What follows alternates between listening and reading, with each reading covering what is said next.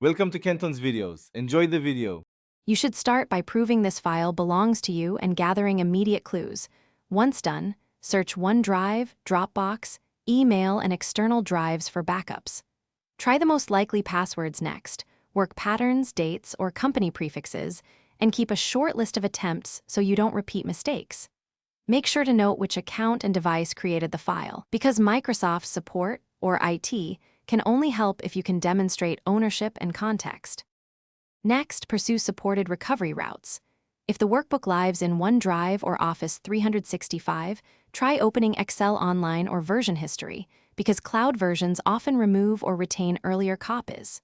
If that fails, contact Microsoft support or your workplace IT, explain ownership, and provide file metadata. If necessary, engage a certified data recovery firm. Make sure they require proof of ownership and supply a chain of custody. Finally, restore the workbook from a known backup or rebuild essential sheets from exportable reports. Once complete, secure the new file with a password manager and document the recovery key where only authorized people have access. Make sure to adopt encryption and standardized naming so future recovery is simpler.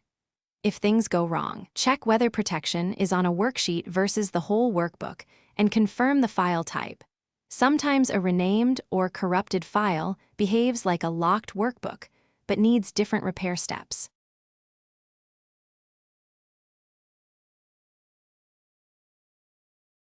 Thanks for watching. Consider subscribing if we helped you.